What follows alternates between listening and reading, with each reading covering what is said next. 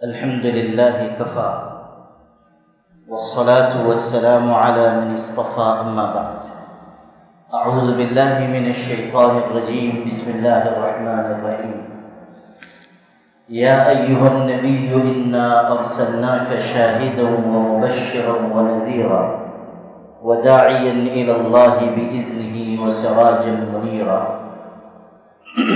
صدق الله مولانا العظيم۔ سال میں ہر سال میں ایک ایسا موسم آتا ہے جس کو بہار کا موسم کہا جاتا ہے۔ اس موسم میں سرسبزی اور شادابی ہر طرف پھیل جاتی ہے، درختوں کے مرجھائے ہوئے پتے تر و تازہ ہو جاتے ہیں، گلستان کے بوٹے بوٹے پر رونق اور زینت آ جاتی ہے۔ یہ موسم کی تبدیلی ہر سال ہوا کرتی ہے، لیکن کائنات میں اگر اصلی بہار کسی وقت آئی ہے تو وہ صرف اور صرف اس وقت جب کہ اسی ماہ ربیع الاول میں ہمارے آقا حضرت محمد مصطفیٰ صلی اللہ علیہ وسلم دنیا میں تشریف لائے۔ آپ کے آنے سے سسکتی ہوئی انسانیت کو زندگی ملی، اس کو اس کے زخم کا مرہم، اس کے درد کا درما ملا۔ آپ دنیا میں تشریف لائے تو دنیا کے انسانوں کو جینے کا سلیقہ آیا۔ دنیا نہیں جانتی تھی کہ امانت، دیانت اور شرافت کسے کہتے ہیں۔ آپ نے دنیا میں تشریف لا کر بتایا کہ انسان دنیا میں کیوں پیدا کیا گیا ہے، امانت اور دیانت کیا ہے، اچھے اخلاق کیا ہے، زندگی گزارنے کا سلیقہ کیا ہے، دنیا برتنے کا طریقہ کیا ہے، دنیا میں رہتے ہوئے آخرت کی فکر کس طرح کی جائے۔ آپ دنیا میں تشریف لائے، دنیا بت پرستی کا مرکز بنی ہوئی تھی، آپ نے ایک اللہ کی طرف دعوت دی، توحید کو دنیا میں عام کیا۔ اقبال کہتے ہیں سوختی لات و منات کوہ نرا، تازہ کردی کائنات کوہ نرا، کہ اے محمد صلی اللہ علیہ وسلم آپ تشریف لائے، آپ نے جھوٹے خداؤں کو جلا کر خاکستر کر دیا۔ یہ لات و منات کے بت جو خانہ کعبہ میں سجائے گئے تھے، آپ نے ان کو گرا دیا۔ سسکتی ہوئی انسانیت جو دم توڑنے کے قریب تھی، آپ نے اس کو پھر سے تازگی عطا کی۔ نہ خداہا ساختے مزگاہ و خر، ہم نے گائے بیل کو اپنا معبود نہیں بنایا۔ نہ حضور کاہنہ افگند سر، نہ ہم نے جادوگروں اور کاہنوں کے آگے سر جھکایا۔ ہم نے آپ کی تعلیم و تربیت کے نتیجے میں بت پرستی کو اور غیر اللہ کی پرستش کو ترک کیا، ایک اللہ کی عبادت کا راستہ اختیار کیا۔ نہ طواف توشک سلطان و میر، ای ہم از لطف بے پایان تست، فکر میں پرورد احسان تست۔ اے ہمارے آقا، آپ دنیا میں تشریف لائے، اس کی برکت یہ ہوئی کہ ہم انسانوں کی غلامی سے چھوٹ گئے۔ ہم نے کسی امیر، کسی بادشاہ کے آگے سر نہیں جھکایا، ہم نے کسی نواب کی کوٹھی کا طواف نہیں کیا، ہم نے مانا تو صرف ایک اللہ کو مانا، ہم نے پیشانی جھکائی تو صرف ایک اللہ کے آگے پیشانی جھکائی۔ آپ غور کیجیے، یہ جو سجدہ ہم خدا کی بارگاہ میں کرتے ہیں، کیا یہ سجدہ صرف ایک سجدہ ہے، یا اس کی حقیقت یہ ہے کہ اس ایک سجدے میں ہمیں ہزاروں سجدوں سے نجات دی ہے۔ ہماری پیشانی جب جھکی اللہ کے آگے تو ہم غیر اللہ کی غلامی سے چھوٹ گئے۔ ہم نے دنیا کی کسی بڑی سے بڑی طاقت کو بھی تسلیم نہ کیا۔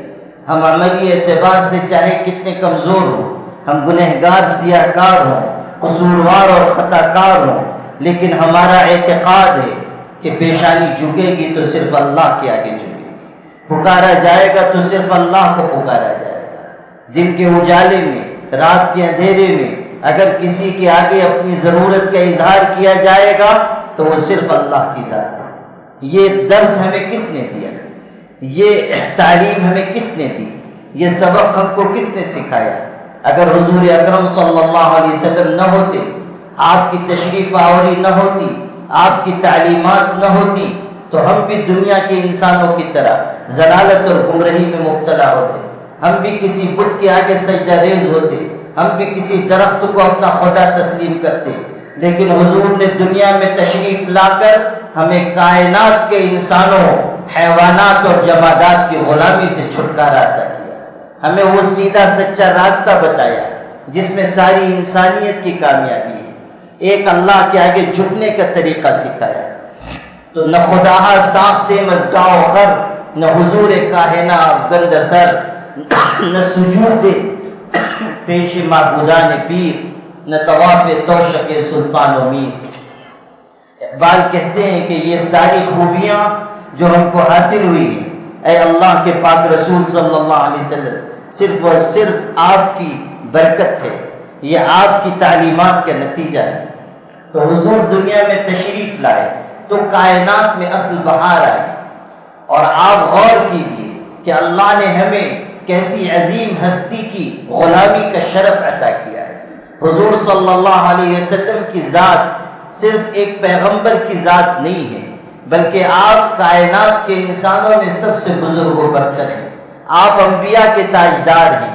آپ قرآن میں پڑھیے کہ خود پیدا کرنے والا حضور صلی اللہ علیہ وسلم کی کیسی شان بیان کرتا ہے، خالق کائنات آپ کے بارے میں کیا کہتا ہے، انسان کیا کہتے ہیں، دنیا کے مصنفین کیا کہتے ہیں، دنیا کے ادیب اور شاعر کیا کہتے ہیں، دنیا میں ان کی امت کے لوگ کیا کہتے ہیں، یا دوسرے مذاہب کے حق پسند اور انصاف پسند لوگ کیا کہتے ہیں، اس کو جانے دیجیے۔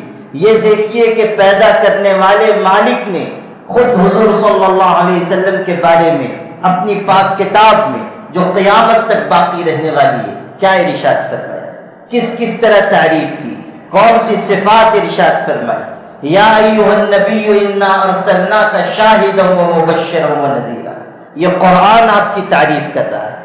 پاک پروردگار کہتا ہے کہ اے پیغمبر آپ معمولی ہستی نہیں ہیں، ہم نے آپ کو شاہد بنا کر بھیجا، آپ گواہ ہیں۔ قرآن مجید میں ہے قیامت کے دن ہر امت میں سے ایک گواہ لایا جائے گا، اور ان سارے گواہوں پر اے پیغمبر آپ کو گواہ بنایا جائے گا۔ حضور صلی اللہ علیہ وسلم ساری انسانیت پر گواہ ہوں گے۔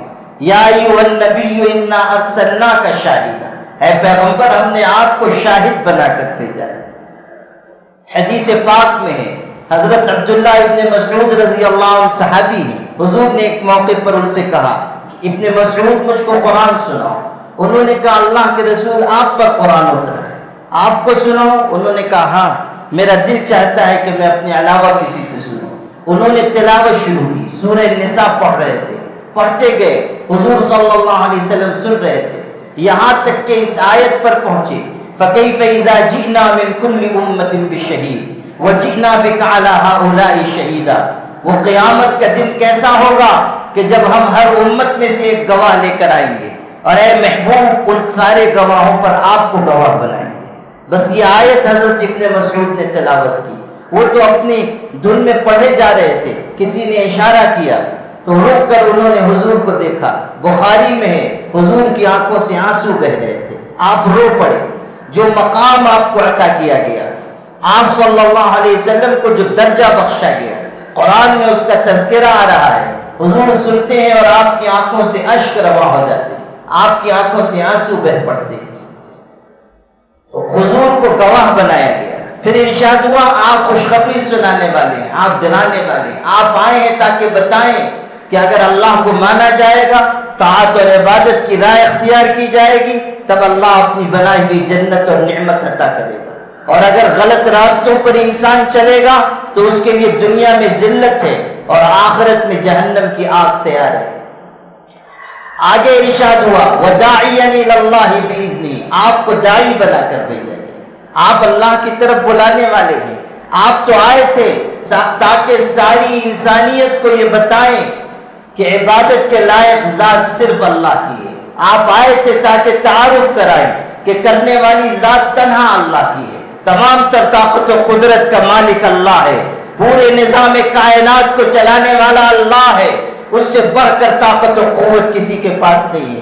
ساری دنیا مل کر خدا کے فیصلے کو تبدیل نہیں کر سکتی ہے، تمام تر اختیار و اقتدار کا مالک تنہا اللہ ہے۔ حضور نے دنیا میں تشریف لا کر دین کی دعوت پیش کی، قولوا لا الہ الا اللہ تفلحوا، لوگوں لا الہ الا اللہ کا اقرار کرو کامیاب ہو جاؤ گے، سارے جھوٹے خداؤں کا انکار کرو اور صرف ایک خدا واحد کا اقرار کرو۔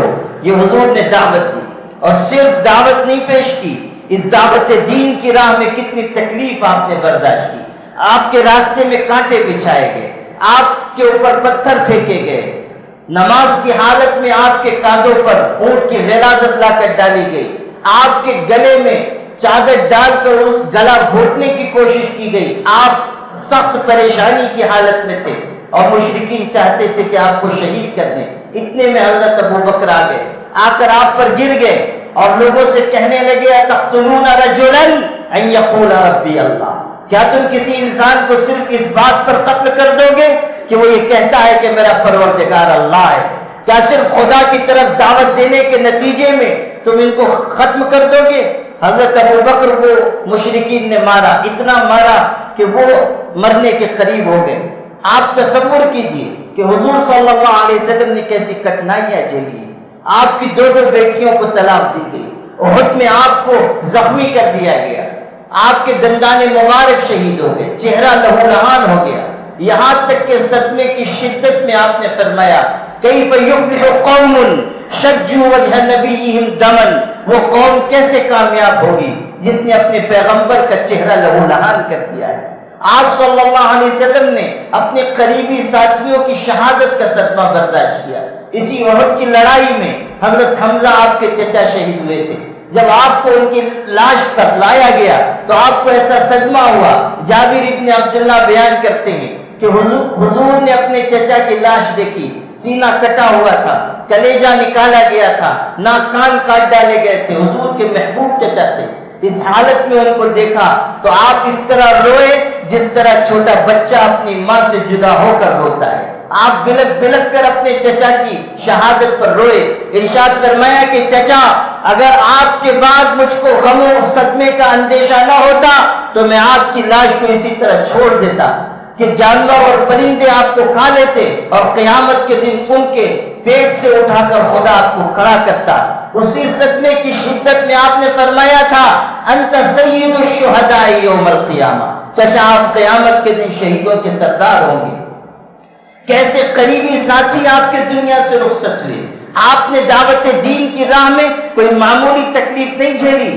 مکے کے لوگوں نے کیسا برا سلوک آپ کے ساتھ کیا، آپ مکے والوں سے مایوس ہو کر طائف گئے کہ وہاں کے لوگ آپ کی بات سنیں گے، لیکن طائف والوں نے بھی آپ کو اپنے دروازے سے واپس لوٹا دیا، کھانے پانی تک کو نہیں پوچھا، اوباش لڑکوں کو پیچھے لگا دیا کہ آپ کو پتھر ماریں، یہاں تک کہ آپ زخمی ہو گئے، سر کا خون پیروں تک پہنچا، آپ کمزوری کی وجہ سے راستے پر گر جاتے تھے تو وہ اوباش لڑکے آپ کے بغل میں ہاتھ ڈال کر پھر سے کھڑا کر دیتے تھے، آپ چلتے تھے پھر پتھر مارا جاتا تھا، یہاں تک کہ زخمی حالت میں انگور کے باغ میں آپ نے پناہ لی تھی، کوئی ایک شخص موجود نہیں تھا جو آپ کے زخموں پر مرہم رکھتا، کوئی ایک فرد موجود نہیں تھا جو آپ کو تسلی کے 2 بول کہتا۔ آپ نے اس وقت انگور کے باغ کی دیوار سے ٹیک لگا کر خدا کی بارگاہ میں ہاتھ اٹھائے تھے اور کیسی دردناک دعا مانگی تھی، اللہم انی اشکو الیک ضعف قوتی، اللہ میں اپنی بے بسی کی فریاد تیری بارگاہ میں لے کر آیا ہوں، ضعف قوتی وقلت حیلتی، بے سر و سامان ہوں، کوئی دیکھنے والا کوئی پوچھنے والا نہیں ہے، حوانی علی الناس، لوگوں کی نگاہ میں حقیر ہو گیا ہوں، لوگ مجھ پر ظلم کر رہے ہیں، لوگ مجھ پر ستم ڈھاتے ہیں، لوگ مجھ کو تشدد کا نشانہ بناتے ہیں، یا رب المستضعفین، اے کمزوروں کے پروردگار تو مجھ کو کس کے سپرد کر رہا ہے، کسی ظالم کے جو مجھ پر زیادتی کرے یا کسی دور دراز انسان کے جو میرا خیال نہ رکھے۔ پھر آپ نے فرمایا تھا کہ اللہ اگر تو راضی ہے اور ساری کائنات مجھ سے ناراض ہو تو مجھے کوئی پرواہ نہیں۔ یہ وہ وقت ہے جب کہ آپ کا ساتھ دینے والا کوئی شخص موجود نہیں ہے، کوئی آپ کو کا پرسان حال نہیں ہے، آپ اللہ کی بارگاہ میں اس طرح اپنی فریاد پیش کرتے ہیں کہ اللہم انی اشکو الیک ضعف قوتی وقلت حیلتی وحوانی علی الناس۔ کیسی تکلیفیں آپ نے دین کی دعوت کے راستے میں جھیلی ہیں، صرف یہ نہیں کہ مکے کا دور آپ کا تکلیف میں گزرا، جب آپ مدینہ منورہ تشریف لے آئے، آپ نے وہاں دین کا ایک مرکز قائم فرمایا، اس وقت بھی آپ کی حالت یہ تھی کہ آپ فقر و فاقہ کے مرحلے سے گزر رہے ہیں، گھر میں کھانے کے لیے کوئی چیز میسر نہیں ہے، آپ آرام کر رہے ہیں ٹاٹ اور بوریے پر کہ جس میں مبارک پر نشانات ابھر آتے ہیں۔ حضرت عائشہ کہتی ہیں ما شبع آل محمد من خبز الشعیر یومین متواصلین حتی قبض، کہ حضور اور ان کے گھر والوں نے کبھی 2 روز لگاتار جو کی روٹی بھی پیٹ بھر کر نہیں کھائی، وفات تک حضور کے یہ عالم تھا کہ کبھی 2 روز لگاتار جو کی روٹی بھی پیٹ بھر کر میسر نہیں ہوئی۔ حضرت عروہ ابن زبیر حضرت عائشہ کے بھانجے ہیں، ایک موقع پر حضرت عائشہ نے کہا کہ بیٹے 2 چاند یعنی 3 مہینے گزر جاتے تھے، ہمارے گھر میں چولہا نہیں جلتا تھا۔ انہوں نے کہا خالہ جان پھر کیسے گزر بسر ہوتی تھی؟ تو حضرت عائشہ نے کہا کہ بیٹا 2 کالی چیزیں تھیں، کھجور اور پانی، بس انہی پر گزر بسر ہوتی تھی، کھجور کھا لی اور پانی پی لیا، بس اسی پر حضور کا اور ہمارا گزارا ہوتا تھا۔ آپ غور کیجئے کہ کیسی فقر و فاقہ کی زندگی ہے۔ حضرت عمر حاضر ہوئے تھے، آپ کرتا اتار کر آرام فرما رہے تھے، تفصیلی واقعہ ہے، اس کا ایک ٹکڑا آپ کو سناتا ہوں۔ آپ آرام کر رہے تھے، حضرت عمر کو دیکھ کر اٹھ کر بیٹھ گئے، کرتا چونکہ اترا ہوا تھا، حضرت عمر نے دیکھا کہ آپ ٹاٹ پر آرام کر رہے تھے، اور جب آپ اٹھ کر بیٹھے تو آپ کا جسم بے پناہ خوبصورت تھا، جسم مبارک پر نشانات تھے، ٹاٹ کی لکیریں بنی ہوئی تھی۔ حضرت عمر کتنے مضبوط دل کے انسان تھے، لیکن حضور کی پشت مبارک دیکھ کر رو پڑے، آنکھوں سے آنسو بہنے لگے۔ پوچھا حضور نے ما یبکی کا یا عمر، کیوں روتے ہو، کیوں تمہاری آنکھوں سے آنسو رواں ہیں؟ تو حضرت عمر نے کہا اللہ کے رسول قیصر و کسریٰ ظالم اور کافر ہیں، وہ محلوں میں رہتے ہیں، نرم بستروں پر آرام کرتے ہیں، آپ اللہ کے رسول ہیں، آپ خاتم الاولین والآخرین ہیں، اور آپ کی حالت یہ ہے کہ آپ ٹاٹ پر آرام کرتے ہیں۔ حضور نے کیسا جملہ ارشاد فرمایا، کیسی نصیحت کی بات کہی، ارشاد ہوا اما ترضى ان تكون لهم الدنيا وان تكون لنا الاخرہ، عمر کیا یہ بات تجھ کو خوش نہیں کرتی ہے کہ ان کو دنیا مل جائے اور ہم کو آخرت کی نعمتیں میسر آئے؟ کیا تجھ کو یہ بات راضی نہیں کرتی ہے کہ ہمیں آخرت کی نعمتیں مل جائیں اور دنیا کی آسائشیں ان کے حصے میں آ جائیں؟ آپ نے تعلیم دی پوری امت کو کہ دنیا کو اپنا مقصود نہ بناؤ، دنیا کی رونق و زینت پر فریفتہ نہ ہو جاؤ، دنیا کی زندگی کو اپنے لیے اول و آخر نہ بناؤ۔ تمہیں اس لیے نہیں پیدا کیا گیا کہ تم دنیا کی آسائشیں اور ساز و سامان جمع کرو، تم اس لیے پیدا کیے گئے ہو تاکہ دنیا میں رہ کر اللہ کی بندگی کرو اور اپنی آخرت بنانے کی فکر کرو۔ یہ دنیا کا مال، یہ دنیا کی وجاہتیں، یہ دنیا کے عہدے اور مناصب، یہ دنیا کی شہرتیں، یہ سب دنیا میں رہ جانے کی چیز ہیں، آخرت میں ساتھ جانے والی چیز صرف اچھے اعمال ہیں۔ آج دنیا کا کوئی انسان کتنے ہی مالدار کیوں نہ ہو، کتنے ہی بڑے منصب پر کیوں نہ ہو، اس کا مال، اس کا منصب، اس کی وجاہت، اس کی اولاد اور اس کی طاقت و قوت، اس کا اقتدار اور اس کی بادشاہت اس کو نفع نہیں دے گی۔ آخرت میں کام آنے والی چیز صرف اللہ کی بندگی ہے۔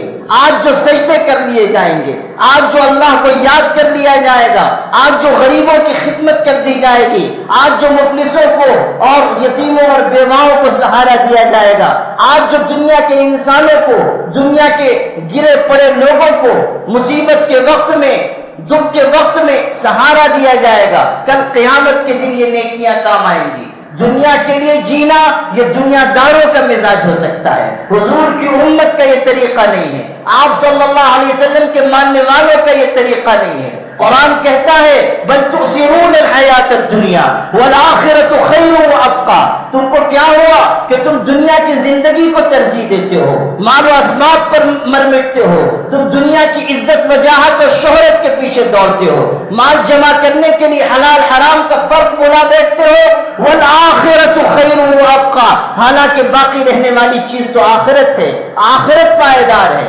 آخرت باقی رہنے والی ہے، آخرت کی کامیابی اصل کامیابی ہے، آخرت کی ناکامی اصل ناکامی ہے۔ جو دنیا میں کامیاب سمجھا جا رہا ہے ضروری نہیں کہ وہ آخرت میں بھی کامیاب سمجھا جائے۔ حضور صلی اللہ علیہ وسلم نے اپنے الفاظ کے ذریعے، اپنے کردار کے ذریعے، اپنے طور طریقے کے ذریعے دنیا کے انسانوں کو بتایا کہ کس طرح کی زندگی گزاری جائے۔ داعیا الی اللہ باذنہ، قرآن کہہ رہا ہے آپ کو دین کا داعی بنا کر بھیجا گیا، اور وسراجا منیرا، آپ روشن چراغ ہیں۔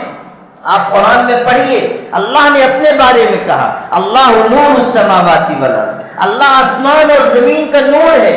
حضور کے بارے میں کہا گیا یہ روشن چراغ اور آفتاب ہیں، گویا کہ یہ اشارہ کر دیا گیا کہ اللہ تعالیٰ کے احکامات، اس کے انوار، اس کے برکات، اللہ پاک کی تعلیمات، اس کی ہدایات کائنات کو ملیں گی اسی ہستی کے ذریعے جس کو قرآن روشن چراغ کہہ رہا ہے۔ حضور صلی اللہ علیہ وسلم کے ذریعے اللہ تعالیٰ کا نور کائنات میں بکھرے گا، اللہ تعالیٰ کی ہدایات کائنات میں منتشر ہوں گی۔ اللہ نور السماوات والارض، اور حضور کو کہا گیا کہ سراج منیرا، یہ روشن چراغ ہے۔ پھر آپ قرآن میں پڑھیے کہ حضور کی شان کس کس طرح بیان کی گئی۔ کہیں کہا گیا لعمرک انہم لفی سکرتہم یعمہون، اے پیغمبر آپ کی زندگی کی قسم۔ تمام مفسرین لکھتے ہیں کہ پورے قرآن میں اللہ نے کسی انسان کی زندگی کی قسم نہیں کھائی ہے، کسی پیغمبر کی زندگی کی قسم نہیں کھائی ہے، صرف ایک ہستی ہے جس کی زندگی کی قسم کھائی گئی، اور وہ محمد صلی اللہ علیہ وسلم ہے۔ اس سے اندازہ ہوتا ہے کہ کائنات میں اللہ کی محبوبیت کا تاج اگر کسی کے سر پر رکھا گیا ہے تو وہ ہمارے آقا حضرت محمد مصطفیٰ صلی اللہ علیہ وسلم ہے۔ کہیں کہا جا رہا ہے لا اقسم بہذا البلد، کہ ہم اس شہر کی قسم کھاتے ہیں۔ کس شہر کی؟ مکہ مکرمہ کی۔ مکہ مکرمہ کی قسم کھائی گئی، کیوں؟ کیا اس لیے کہ وہاں خانہ کعبہ ہے؟ آگے ارشاد ہوا وَأَنْتَ حِلٌّ بِهَذَا الْبَلَدِ، آپ اس شہر میں رہنے والے ہیں۔ یعنی اگر مکہ مکرمہ کو فضیلت حاصل ہے تو اس وجہ سے کہ آپ وہاں کے رہنے والے ہیں، آپ کے وجود گرامی کی وجہ سے مکہ مکرمہ کو یہ عزت حاصل ہے کہ اللہ اس کی قسم کھاتا ہے۔ قرآن میں ایک اور جگہ ہے والعصر ان الانسان لفی خسر، زمانے کی قسم۔ مفسرین لکھتے ہیں کہ یہ بھی ہو سکتا ہے کہ سارا زمانہ اس سے مراد ہو، اور کئی مفسرین یہ لکھتے ہیں کہ نہیں، ہر زمانہ اس سے مراد نہیں ہے، بلکہ اللہ اپنے محبوب کے زمانے کی قسم کھا رہا ہے۔ والعصر یعنی اس زمانے کی قسم جس زمانے میں محمد صلی اللہ علیہ وسلم کائنات میں جلوہ افروز ہیں۔ والعصر زمانے کی قسم، اس زمانے کی جب آپ دنیا میں تھے، اس زمانے کی جب آپ اپنی مبارک ہدایات کے ذریعے کائنات کو مشرف فرما رہے تھے۔ آپ دیکھیے کہ قرآن کس کس طرح حضور کی شان بیان کرتا ہے۔ لَقَدْ جَاءَكُمْ رَسُولٌ مِّنْ أَنفُسِكُمْ عَزِيزٌ عَلَيْهِ مَا عَنِتُّمْ حَرِيصٌ عَلَيْكُمْ بِالْمُؤْمِنِينَ رَءُوفٌ رَحِيمٌ۔ سورہ توبہ کی آخری دو آیتیں آپ پڑھیے، حضور کی شان بیان ہو رہی، آپ کی صفات بیان ہو رہی۔ کہا جا رہا ہے یہ وہ پیغمبر آئے ہیں جو مسلمانوں سے بہت محبت کرنے والے ہیں، ان پر رحم کرنے والے ہیں۔ یہ وہ ہیں کہ اگر تم کو ذرا بھی تکلیف پہنچے تو اس کا دکھ ان کے سینے میں ہوتا ہے۔ کون سی ہستی ہوگی کائنات میں جس کو اپنے ماننے والوں سے وہ محبت ہو جو حضور کو اپنی امت سے ہے، جو حضور صلی اللہ علیہ وسلم کو ہم سے اور آپ سے ہے۔ آپ فرما رہے ہیں مجھ کو میرے دوستوں سے ملنے کا شوق ہے۔ صحابہ نے کہا اللہ کے رسول کیا ہم آپ کے ساتھی نہیں ہیں؟ حضور نے فرمایا تم میرے دوست نہیں ہو، تم میرے صحابہ ہو، تم ساتھی ہو۔ میرے دوست وہ ہیں جو میرے بعد آئیں گے۔ ایک روایت میں ہے کہ ایسے لوگ جو میرے بعد آئیں گے بن دیکھے مجھ پر ایمان لائیں گے۔ آپ صلی اللہ علیہ وسلم ایسے لوگوں کی تعریف بیان فرمائے، ان سے ملنے کا شوق ظاہر فرمائے۔ ایک روایت میں یہ بات بھی ہے کہ حضور صلی اللہ علیہ وسلم نے ایک موقع پر وہ دعا پڑھی جو حضرت ابراہیم کی ان کی امت کے لیے، قرآن میں وہ دعا ہے۔ پھر وہ دعا مانگی جو حضرت عیسیٰ کی ان کی امت کے بارے میں، ان تعذبہم فإنہم عبادک، اور حضرت ابراہیم کی دعا ہے فمن تبعنی فإنہ منی ومن عصانی فإنک غفور رحیم۔ دونوں پیغمبروں کی دعا ان کی امت کے لیے ہے۔ پھر حضور نے اپنے ہاتھ دعا کے لیے اٹھائے اور کہا امتی امتی، اپنی امت کے لیے دعا مانگی، اور آپ یہ کہتے ہوئے رو پڑے، یہاں تک کہ روتے روتے آپ کی داڑھی مبارک تر ہو گئی۔ آپ سواری پر تھے، آپ کے آنسو نیچے گرنے لگے، اتنا روئے اپنی امت کے لیے دعا مانگتے ہوئے کہ آپ صلی اللہ علیہ وسلم کے آنسو نیچے گرنے لگے۔ آپ غور کیجئے کہ اس امت سے حضور کو کیسا تعلق ہے۔ قرآن کہہ رہا ہے بالمؤمنین رؤوف الرحیم، مسلمانوں پر رحم کرنے والے ہیں، ان سے محبت کرنے والے ہیں۔ ایک موقع پر حضرت عائشہ نے حضور کی کوئی خدمت کی، حضور خوش ہوئے، آپ نے فرمایا مانگو، کیا مانگتی ہو؟ حضرت عائشہ نے کہا اللہ کے رسول میری مغفرت کی دعا فرما دیجیے۔ حضرت عائشہ کے لیے حضور نے یہ الفاظ کہے اللہم اغفر لی عائشہ ما قدمت من ذنبها وما اخرت وما اسرت وما علنت، اللہ عائشہ کے اگلے پچھلے گناہ، کھلے چھپے گناہ سب معاف کر دے۔ یہ الفاظ آپ نے استعمال کیے۔ حضرت عائشہ کو اتنی خوشی ہوئی کہ وہ ہنس پڑی، ہنستے ہنستے اب ان کی گود میں سر چلا گیا، یعنی اتنا ہنسی کہ بے قابو ہو گئی۔ حضور نے فرمایا کہ عائشہ تجھ کو اس دعا سے خوشی ہوتی ہے؟ انہوں نے کہا اللہ کے رسول مجھ کو خوشی نہیں ہوگی تو پھر کیا ہوگا؟ آپ نے ایسی خوبصورت دعا میرے لیے مانگی ہے، اس دعا پر میں خوش نہیں ہوگی تو کس پر خوش ہوگی؟ حضور نے فرمایا سن، میں ہر فرض نماز کے بعد اپنی امت کے لیے دعا مانگتا ہوں، ہر فرض نماز کے لیے اپنی امت کے لیے میں اللہ سے یہ دعا مانگتا ہوں کہ اللہ میری امت کے اگلے پچھلے کھلے چھپے سارے گناہ معاف فرما۔ آپ غور کیجئے کہ حضور صلی اللہ علیہ وسلم کی ہستی کتنی شفیق ہے، آپ کیسے کریم ہیں۔ صحابہ سے آپ نے پوچھا قیامت کے دن میں سفارش کروں گا، جانتے ہو میری سفارش کن کے لیے ہوگی؟ صحابہ کے ذہن میں یہ تھا جو نیک لوگ ہیں، جو نمازی ہیں، جو تلاوت کرتے ہیں، جو پرہیزگار ہیں۔ کہ اللہ کے رسول نمازیوں کے لیے، روزے داروں کے لیے؟ آپ نے فرمایا نہیں، شفاعتی لأہل الکبائر من امتی، قیامت کے دن میں اپنی امت کے کبیرہ گناہ کرنے والوں کی سفارش کروں گا۔ وہ لوگ جن سے گناہ ہو گئے، جن سے غلطی ہو گئی، کسی سے چوری کا گناہ ہو گیا، کسی سے بدکاری کا گناہ ہو گیا، حضور فرماتے ہیں قیامت کے دن میں ان کو بھولوں گا نہیں۔ شفاعتی لأہل الکبائر من امتی، اپنی امت کے کبیرہ گناہ کرنے والوں کے بارے میں اللہ سے سفارش کروں گا۔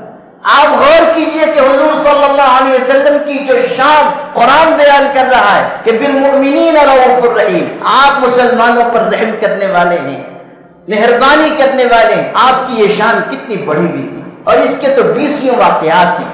تو قرآن حضور کی شان بیان کرتا ہے اور کیسے کیسے الفاظ استعمال کر رہا ہے، کیسی صفات بیان کر رہا ہے۔ مسلمانوں ہمیں اللہ کا 1000 بار شکر ادا کرنا چاہیے کہ اللہ نے ایسی عظیم ہستی کی غلامی کا شرف ہمیں عطا کیا، ایسے بڑے پیغمبر کی امت بننے کی عزت عطا کی۔ کیا ہمارا یہ فرض نہیں بنتا کہ ہم ان کی بات مانیں، ہم ان سے محبت کریں، ہم ان کے طور طریقے کو اپنائیں، ہم حضور صلی اللہ علیہ وسلم کی تعلیمات اور ہدایات کے مطابق زندگی گزاریں تاکہ دنیا میں بھی اور آخرت میں بھی کامیاب ہو سکیں۔ وآخر دعوانا الحمد للہ رب